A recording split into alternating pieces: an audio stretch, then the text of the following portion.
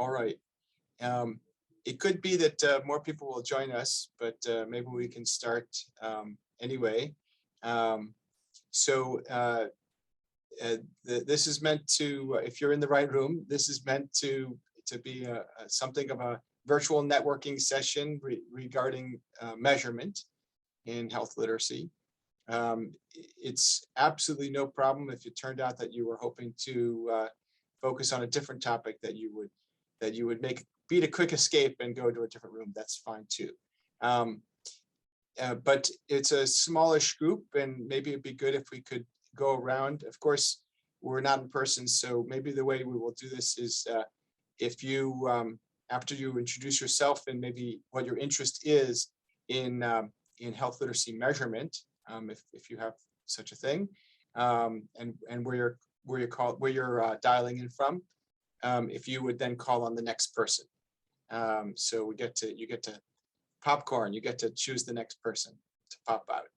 So maybe Marguerite, would you start us off? Certainly.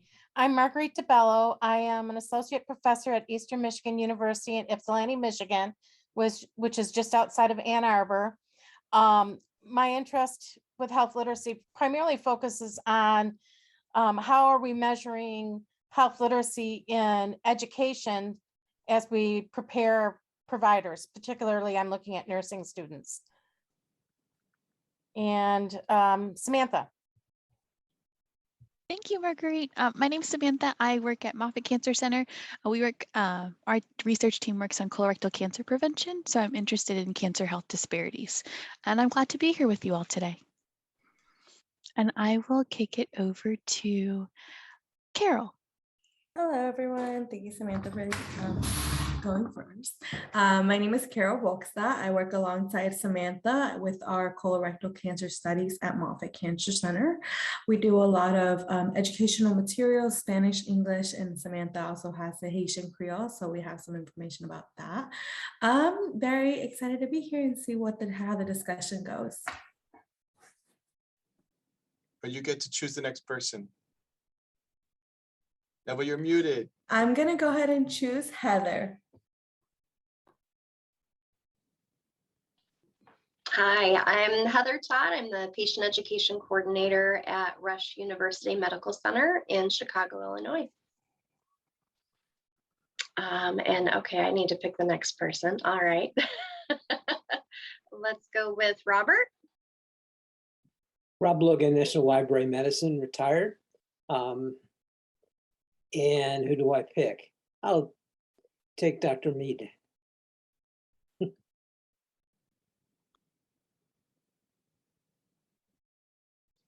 He chose you, Kathy. Oh, okay. I'm so sorry. I was a bit late. Kathy Mead from Moffitt Cancer Center in the Division of Population Science. I think some of you may have heard me yesterday. I'm a community-based researcher.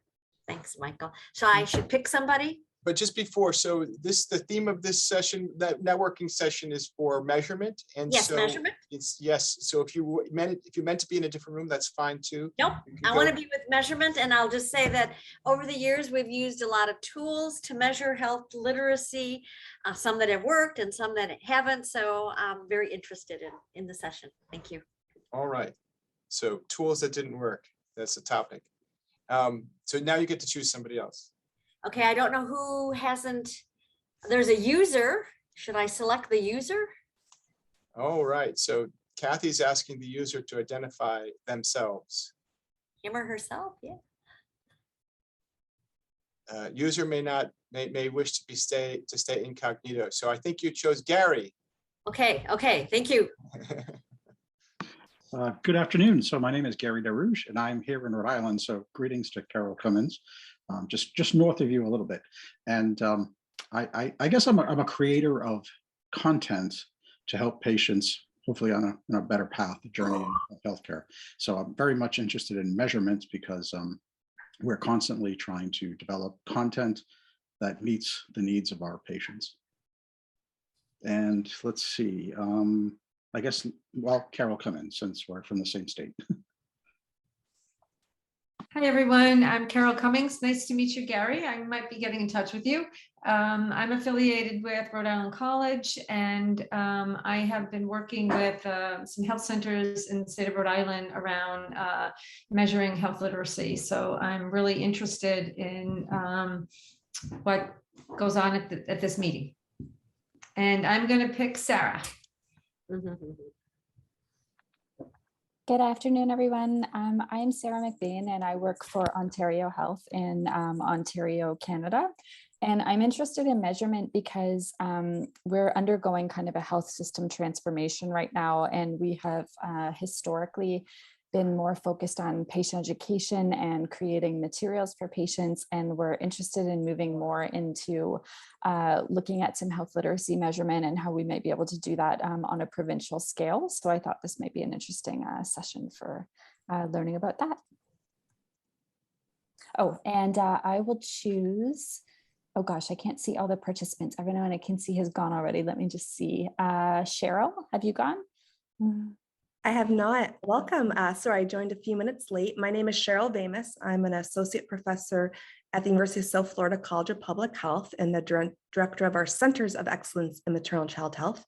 I'm very excited and passionate about measurement for a few reasons. One, I think it's important to help us move forward in the field, but two, I do a lot of behavioral interventions in women's health and reproductive health, including perinatal quality improvement, and always struggle in trying to find which definition and measurement tool I should use in which project. So excited to hear more about what others are doing in terms of measurement and best practices.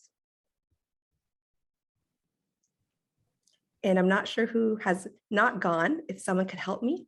So people have bounced around on the screen quite a bit for me. I think Marion, have you spoken yet? Please. Yeah, good afternoon, everyone. So I am Marion Ryan, and I am the Chief Policy and Research Officer for the Institute for Healthcare Advancement. I just completed a study, an interventional health literacy study with seniors locally, and I used the BRIEF instrument in terms of measuring health literacy. I was unfamiliar with it prior to the study. Actually, I'd been more commonly using the CHU. And the reason for those are, I'm very interested in measurement that can be done telephonically over survey, not just during the pandemic, but even quickly in a clinic environment. I've always felt, I came out of a medical environment. I was a neonatal respiratory therapist for many, many years. I've always thought the realm was knowing medical words may not really translate to what we really need our patients to do now in this complex world of healthcare navigation. So I'm very interested in hearing how others feel and what, where the movement is, how we can better measure. I don't think we can get to the interventional studies to prove causation of some of our best practice interventions when we can't even, decide who is those who maybe have inadequate or marginal health literacy. So, and I'm glad to be here and meet you all. And I don't know who's gone. Samantha's gone. Maybe I think Gladys Karen? is waving at you. Oh, okay. Gladys is waving at you. Okay, Gladys. Hey, how are you guys? Camera off because I'm trying to eat, but my interest in health literacy measurement comes because I'm a supervisor for a disease prevention and wellness program that focuses on social determinants of health as something very important in fostering health in communities that have been marginalized. Part of the assessment that we wanted to do as we were developing the program was a health literacy assessment so that we could show impact of our interventions, of course. And I reached out to the people who do our electronic health record. We work with Epic to see if there was an assessment tool that we could use. And although I work for a very big healthcare organization, it turns out that we did not have one system-wide. So we have started the work of creating an SBAR to do some research and propose the use, most likely going to be of the BRIEF, but we're not 100% sure. It's going to be tricky because we want to be able to use something across the system. So inpatient, in a program such as myself, which is community health, in ambulatory settings, and then to find out how we will use the tool, not just for assessment, but like what's the actionable step after that. Okay, so we're in the midst of that, so there's really good timing for this, and that is all. I'll go back off camera to eat my carrots and hummus. Maybe Gladys chose Laura. Okay, yes. Hello, my name is Laura Koo. I adapted Ishikawa's functional, communicative, and critical health literacy scale for use with parents of children with life-threatening food allergies. And I used it in an online survey during the pandemic. And it actually worked really well. It had good reliability and good validity. I pilot tested it and compared it to, it correlated well with the eHeals scale. Since I was collecting data online and recruiting online as well, I was just restricted to that. So that's, that was good. It was adapted a good amount during the cognitive interviewing phase to use wording in English that was a little different than what the English translation had been, and a couple of different item things. It balanced out the scale, so there were the 3 subscales, there were 4 items each. So it could be the, I think Rachel, have you not spoken yet? I haven't. Hi. I am a program supervisor with the state of Florida Department of Health in Hillsborough, and we don't currently have any health literacy measurement plans, but we have a strong health literacy initiative for our internal staff, which number in the 500s currently, and just looking at expanding into the community as possible. So wanting to stay current in the field. Great. Candace? Hello, everyone. I'm eating, so that's why I don't have my camera on. But I am here in Washington, D.C. I actually work for Walter Reed National Military Medical Center here in Bethesda. I'm actually a health education manager for the Staff Resiliency Program. I'm in a weird transition right now because Friday I leave my current position and I'm transferring to health policy with the Pentagon. And so I will be using my health education literacy background to create policy for resiliency programs across the Department of Defense. Fantastic. Fantastic. I think maybe Marina, have you spoken? Hi, everyone. I'm the manager for patient education at UChicago Medicine here on the south side of Chicago. And I'm interested in kind of hearing what other people are doing because what I try to do is work with our teams across the whole system. And we don't currently have a systems-wide health literacy screening. We try to use universal precautions to encourage the use of teach back, plain language, and open-ended questions with everyone, regardless, because we know that health literacy can be impacted just by being sick, regardless of, I can have low health literacy, even though I'm a clinician based on, my health status. So that's kind of our recommendation, but I'm interested to hear like why other people are doing screening versus universal precautions, how it's being used, how you adapt your interventions. If you do find that your patients are screening for low health literacy, do you have a different set of education materials or a different set of interventions you would use, or is it just because you want to know what the status of your population is? We don't have different interventions. We just have one set. We do have a health literacy manager who creates documents that are easy to read that we just use for everybody. So I'm kind of interested to hear, like, do you have 2 tracks? How do you use the information? How does it help your patients and your clinicians, et cetera? So more on the operational side, what do you do with the information? Excellent. So you brought up some excellent topics. I hope we get to some of them. Cindy gave you a thumbs up, but I think she had a phone call that came in. So we'll okay, there you go. Cindy's back. Yes, I'm prioritizing you over my son who is visiting from out of town. Hi, I'm Cindy Brock with the Agency for Healthcare research and quality, and I've been there for 25 years. I am interested on the organizational health literacy measurement side. I love following Marina because that to me is just, the great approach of treating everybody as if they are at risk of misunderstanding. But we have another measurement challenge, which is how do we know that we're meeting all of our patients' needs regardless of what their health literacy levels are, and doing that in a quality improvement fashion in terms of being able to know that we're making progress. And I think Crystal is maybe next. Sure. Sorry, I missed the start of this. So are you just talking about what measures you use? Well, this is kind of like a networking opportunity about measurement. And so maybe whatever, brings you to that, like why you care about this topic or what you would like to talk about with respect to measurement. Sure. I work at the Toronto Rehabilitation Institute in Toronto, Canada. And we work on in cardiac rehab. And so we implement our cardiac rehab curriculum around the world. And we measure health literacy as one of the measures. And so we've used the newest vital sign and the meter, and we've recently switched to brief. And so we're always kind of wondering which tool is the best one. And then we've thought about which tool, do we want to use a tool to screen people to come into our program as well? But then we've heard other information that's not the best thing to do. So that's why I'm here. Okay, great. Fantastic. I think, did we miss anybody else?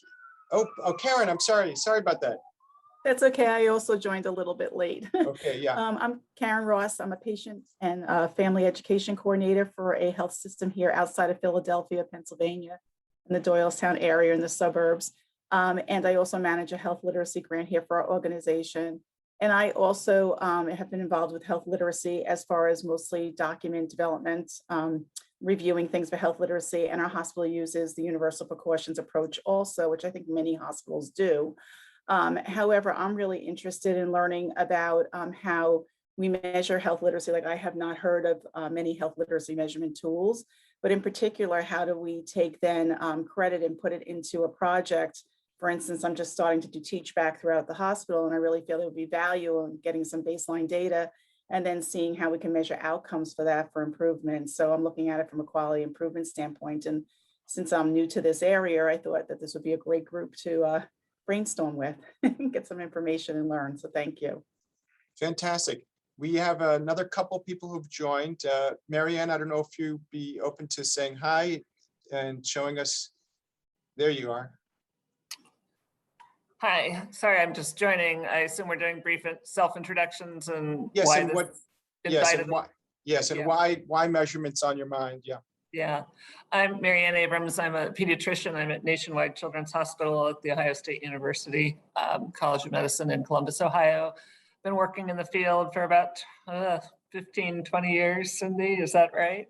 And I'm very interested in sort of pediatrics and how that is part of health literacy. But for today, I'm interested in organizational health literacy and how we are exploring how to assess it. I'm familiar with the Enliven and some other general approaches, but with the recent elevation in the definition and inclusion of organizational health literacy, I think that's going to be an important piece to assess, and it clearly applies to what I just heard Karen describe in terms of QI and how to advance health literacy in our organizations. Great, thank you very much. Netri? Hi, can you hear me? Yeah. Perfect. Sorry, my camera's off. I'm having some connectivity issues, but it's nice to meet everybody and really nice to learn about everybody's work and where you come from. So as you know, my name is Netri. I'm a nutrition project coordinator at Health Canada in the food directorate. So a lot of the work that we do is related to food and health literacy, nutrition literacy. So we've done a lot of research with different food packages, and we've worked with lots of people of marginal health literacy and adequate health literacy. So we're always looking for new ways of measuring health literacy. One of the tools we've used is the newest vital signs. So we've adapted that tool and used it to measure for health literacy. But in today's session, I'm curious to learn about what other measures everybody takes and learn some tips and tricks. Great. Well, thank you for folks for coming. I think everyone's spoken, I believe, introduced themselves. I'm Michael Pasciorlo. I'm at Boston Medical Center. And so actually one of my main interests in measurement is around this topic of when and what for. There's other things too, like how, but when and what for is kind of has come up a few times, and people are allowed to have different perspectives, of course, but I think it is quite useful to think about these types of things. Yes, I'm going to take us there, Rob, in a second. I think it's useful to think about what the goals are when you undertake such a thing. You've already heard, I think, a few perspectives on the issue of clinical measurement or screening. And some people take the perspective of to not do screening. I think some people, when they come to this field, assume that screening will be advocated by people like me. But it's not the case. I actually advocate for not to do clinical screening, but there are differences of opinion about this. And there's a difference between trying to understand what kind of challenges your target population face versus like routine clinical screening. Anyway, let me just take us to a website that Rob just mentioned.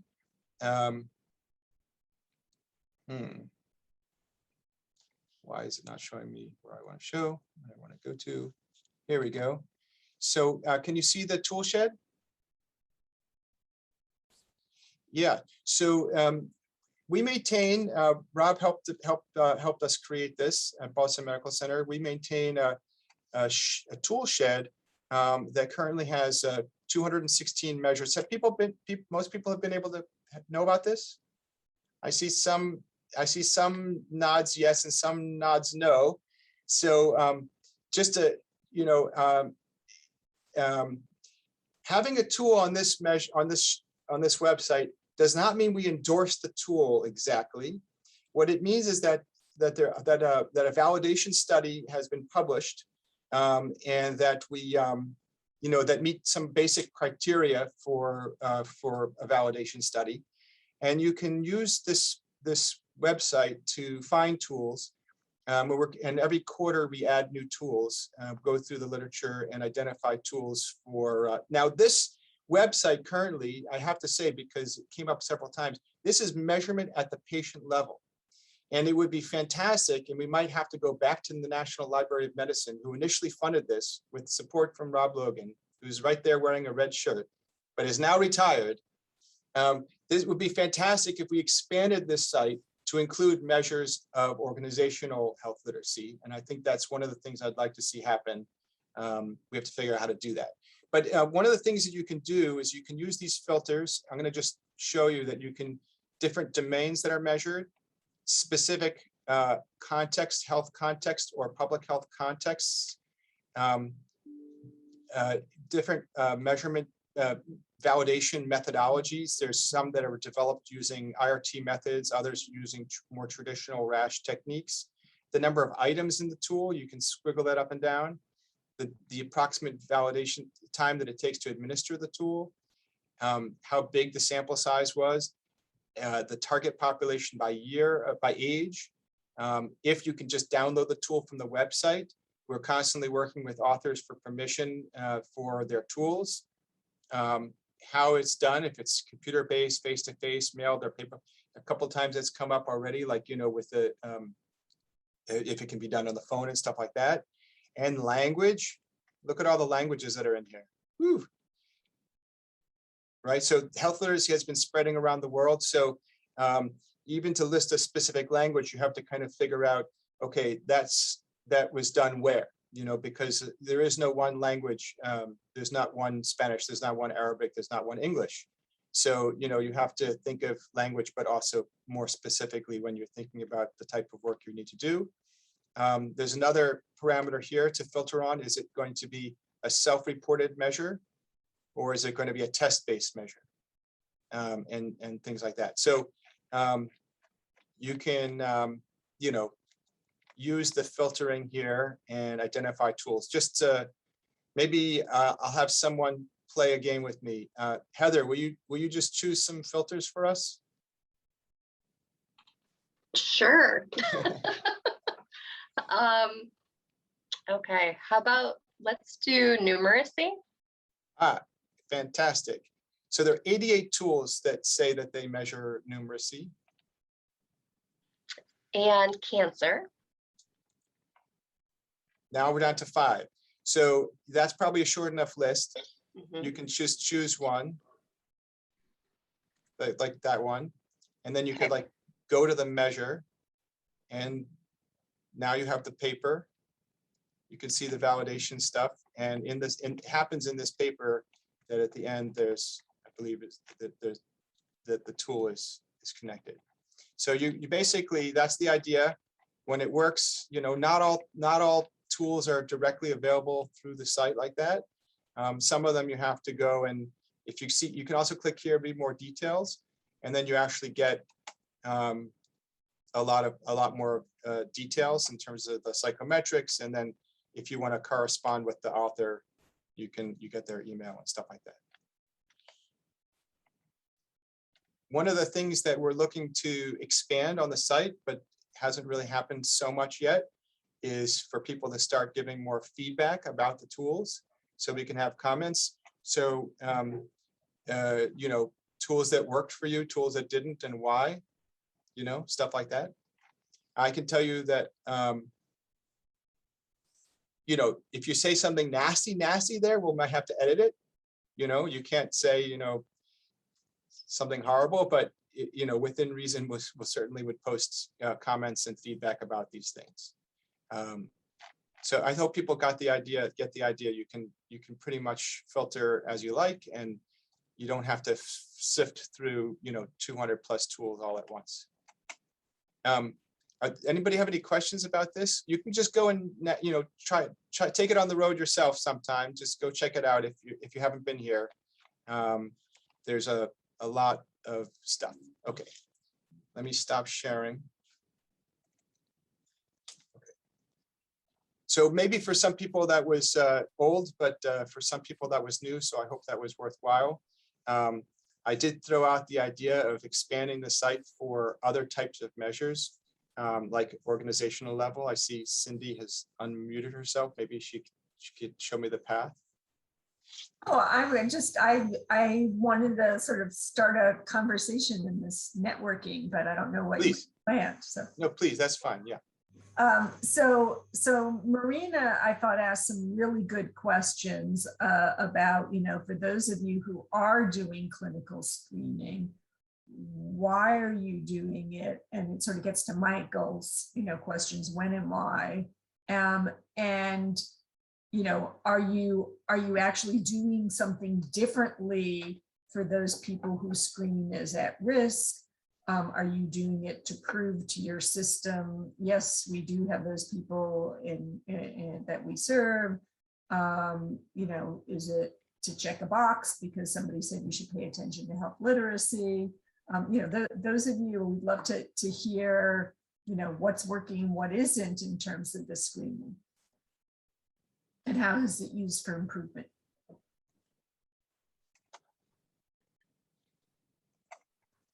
I'll add something. I look at educational information about health literacy and what do people understand about it. I teach nursing students.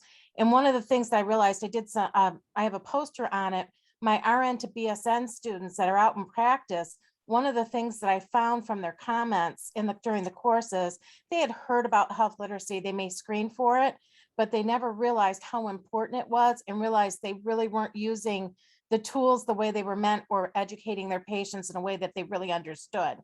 So that was kind of a really aha moment when I said, okay, so they know about it, but what do they really know and what are they really using in which way? Yeah, so I could absolutely see, you know, that using screening as part of an educational development thing. But some people will worry about the possibility that it could lead to stigma for, or shame for participants. We in clinical care, we screen for all kinds of things that could lead to stigma, but only if there's actually a plan, only if there's a benefit, only if something will actually come from that. It's not just for knowledge in an abstract sense. We ask people about sex, drugs, and rock and roll, but that's because we have treatments, and especially for rock and roll. Anyway, there you go. Cindy was looking to unmute herself. And so Marina's question then comes back, which is like, what do you do with that? Like, do you end up with like a different pathway, a different care pathway, or something? There are some health systems that say, well, what we have is we have some extra bodies for patient education, but it's a limited resource. And we're going to direct the workflow for these people based on this data flow. I could see that. I've heard people argue this. It makes me sad because I don't want clear health communication to be a limited resource. But in some contexts, that's how people relate to it. Well, I can see it in this sense, which is, one of the attributes of a health literate organization is that you meet people's needs without stigmatizing them at whatever they are. And we have to acknowledge, even when we're using universal precautions, that some people are going to need more education, more navigation assistance than others. And so, using it to prioritize a navigator or those, resources does not seem to me, a sad thing. But I noticed a couple, Candace, you had unmuted. Were you trying to get into the conversation? Yes. So for me, being that I work in a military environment, I have encountered that so I work from the staff standpoint, like I educate the staff. And so I realized that a lot of staff do not have health literacy tools. And we actually have a patient advocacy safety program. However, they were not forward facing when it came to patient education. And so what I found that when we did our in-house study is that a lot of staff did not have the level of health literacy because it was met with, they didn't have time to get educated on certain things to educate the patient, or they don't spend enough time with the patient to educate them. And so we stated that, well, if we set aside time to actually educate you on the trends in health literacy, how can you educate educate the patient? And so we're finding that even culturally in the military medical system, a lot of providers and medical staff are not hip to health literacy or education. Yes, there's going to be a bunch of different types of scenarios, and that's why I think it makes sense, like, to fit the measurement approach to the problem. In a research context, most of my work is in the research context. It's a completely different scenario. Like, where people are consenting, and it's a whole different scenario. Another challenge is kind of the mismatch between what the tools are measuring and then what the task is in front of the patient. Or is frequently a phenomenon. But before I go on up to that topic, I did post a link to a paper that I wrote a long time ago, explaining my perspective on why I don't support clinical screening, at least that the evidence wasn't there. And the evidence is still not there in my view. And it's over a decade later. So, normally for a screening program to be supported by national bodies, there should be evidence that it actually leads to a benefit. And so there's only been a few studies of that to see if health literacy screening, clinical screening would lead to a benefit. And so far, I would say they have not been successful. Marguerite mentions that that she teaches people to, make sure they understand that pretty much to a certain degree, everyone may have this risk factor. And then Cindy wrote something about feeling sad. What are you feeling sad about? And I had some, and I'd love to hear more from Marguerite and Gladys in terms of your perspectives on this.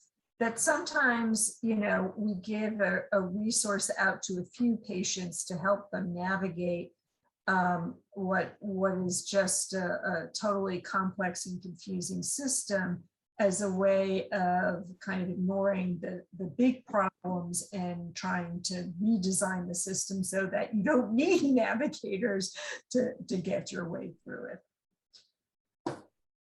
Cindy, one of the things I found in the study that I did with just my class with my health literacy elective was that with these nurses, they knew the tools, they knew about health literacy, but when I educated them on what it really was and what the risk factors was and how important it was, and helped them learn how to develop instruments, materials for patients, how to talk to patients, and then we went through a book review of The Spirit Catches You and Fall Down and related it back to health literacy. It made a really huge impact on them, and they became really health literacy champions, where they were going to go back and share it with their peers. And they realized that they had been not doing what they should have been doing with helping patients understand their health. And it was really kind of fascinating that this was the information that I gleaned from this group of registered nurses that had been out in practice. So for me, as a community health nurse, I face this uphill battle of always advocating for systems change, specifically because of we talked about, right? The system is set up for a certain group of people. And I try to, on the one hand, provide services to the population that I directly serve. And on the other hand, advocate for systems change, to flip the default so that it serves people who haven't been served. We know that systems always want data and numbers, right? And so without assessment, it seems like we can talk about it all day long, and the people who are going to make certain changes, like it just doesn't penetrate, or if they can't see how return on investment, if they can't see how, oh, this is going to make our numbers look better, blah, blah, blah, all the things that we shouldn't need numbers for. But for us specifically, the screening that we're hoping to be able to do is to also directly affect how we do care, like the endpoints, like what do we do now, right? And also, I'm losing my train of thought. But like, who was it? Cindy was talking about, if we just keep putting Band-Aids on things and saying, oh, well, then for this patient, I'm going to do this, and we're not looking at systems change, it's like, okay, great. So we helped a couple people, and we're just going to keep going like that and assigning blame to certain groups of people for like, well, you guys are health illiterate, and here we see it as one of the social determinants of health, and it's these whole groups. There was another talk where they were where somebody pointed out about how we look at certain racial groups and certain ethnic groups, and we say, well, these groups have certain problems, so we need to address just them. But if I don't know, I guess for me, having at least some data and having like something flagged so that we also alert the healthcare provider, like, hey, don't forget to check on this, because otherwise they're not even going to think about it, then I'm hoping that will bring some benefit. But so what, there's a lot of different topics that you just brought up, Gladys. Yeah. Excellent different things there.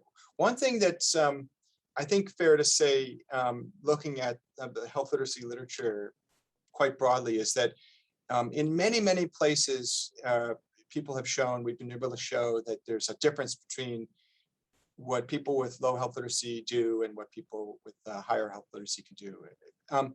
But that doesn't mean that what people are doing that are designated as higher health literacy actually are doing great. Just a classic example, there's so many like this. You know, I wrote a paper about how people with low health literacy have worse inhaler skills for asthma.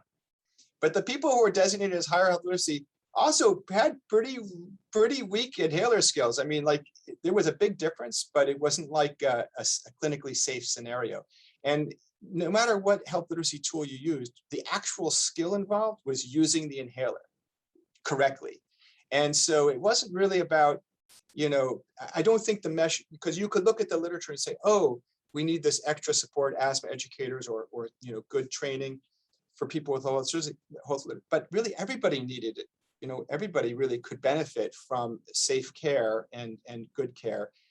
You would actually need to take a little more time maybe with people who needed to learn more. But anyway, so Cheryl's posting here. There's some movement organizational wise too on health literacy. A lot of the accreditation boards for schools of nursing have now added health literacy into one of the documented competencies, which is going to be great because I know I've met a lot of resistance from my peers related to health literacy and what they think health literacy is versus what I think it is. So we may see some movement. Yes. From the ground. Yes. So, but I want to, maybe if we can turn just for a few minutes, it could have been the whole topic really to some like a little bit more of a psychometric conversation, if you will, because Cheryl's comment kind of draws towards that. So there's a lot of opportunities. Psychometrics is really an ongoing effort. One of the things that I hope people can notice if they go to the articles, you know, for any measure that you're looking at, or if you go to the tool shed to look at them, is the population in which the tools were developed and validated in. And they may match the target population where you're aiming to bring the tools. They may not. They may be relevant to you. You may need to actually continue that process and continue to adapt as you go. There's been there's a fair amount of work in this space that's been done, but it's really an ongoing effort to make sure that the tools are useful and accurate and not just providing, you know, a fair amount of noise. There's a fair amount of parameters to consider. I don't know, Cheryl, if you wanted to provide some comments out of your experience. Sure. Yeah, and a lot of my diverse projects with myself and colleagues, we find ourselves kind of recreating the wheel and adapting the items from Sorensen and the European Union. So from a public health perspective, thinking through developing and implementing an intervention across either providers or patients or women at large, accessing information and services, understanding how it applies to them, evaluating that, and then communicating with either sexual health partners or providers or prenatal providers. We're doing a lot of work now with HPV and dentists. And so providers sometimes need to be recipients of intervention. So I just feel like the comprehensiveness of how we're kind of defining health literacy, there's not a good scale out there for all those domains. And so we tend to rely on Sorensen's model, which I love, and I include that in my theory courses, but I don't see a lot of published literature using Sorensen's model in public health research. One of my doctoral students actually did a dissertation on validating it in some psychometrics with nutrition, but more the totality of health literacy and getting at all those pieces. And I love the tool shed, but I feel like it's a lot of those scales are very specific. And so again, from a public health and comprehensive perspective, just curious if other people have used Sorensen's or a similar framework from a public health perspective. So, okay, go on. Oh, I was going to say, I haven't used Sorensen's in particular, but I looked at it a lot to try to pick a scale for my study. And my understanding was that they really wanted to use it to assess population health literacy instead of individual health literacy. And so it depends on kind of what you want to measure. If you want to measure, for your entire community. And I think that it's a good idea to measure it for the entire community at large.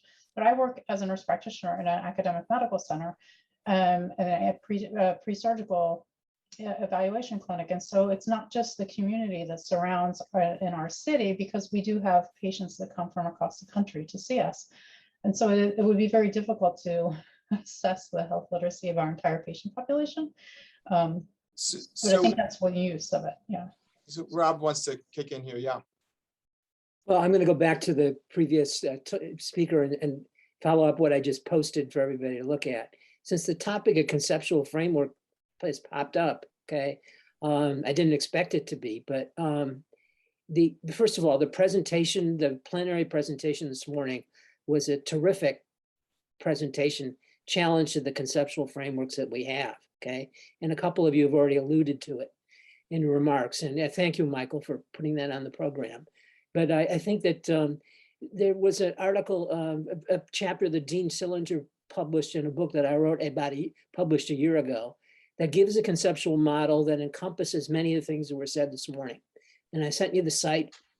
And I think for those of you who are interested in this sort of thing, I think you'll find it to be very instructive and illuminating.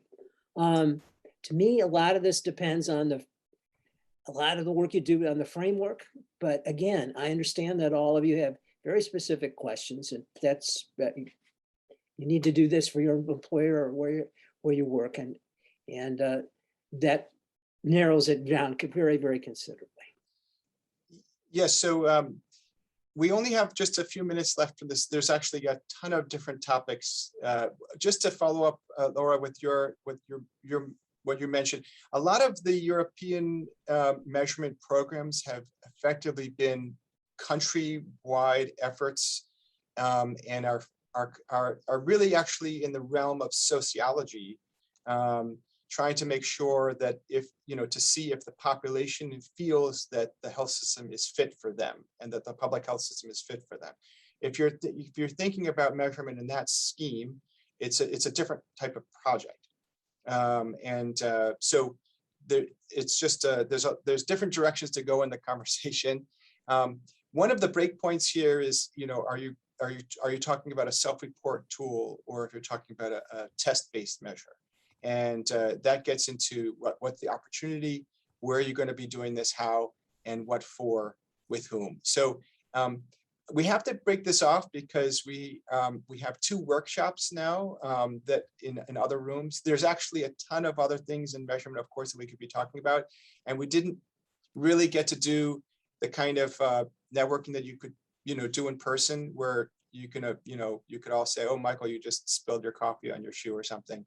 But since it's on Zoom, you don't even know if I'm wearing shoes or not. So there you go. Nice to see people. Thank you for people who were able to come and to turn on your videos. I hate the fact that we don't have videos on for all the sessions, but there's just no way to run it that way, I'm told. And thank you everyone for participating. There's gonna, email, check, send me comments about how to improve the tool shed. Maybe we can make it better and better along the way. Be well, everybody. Hope to see you in the workshops.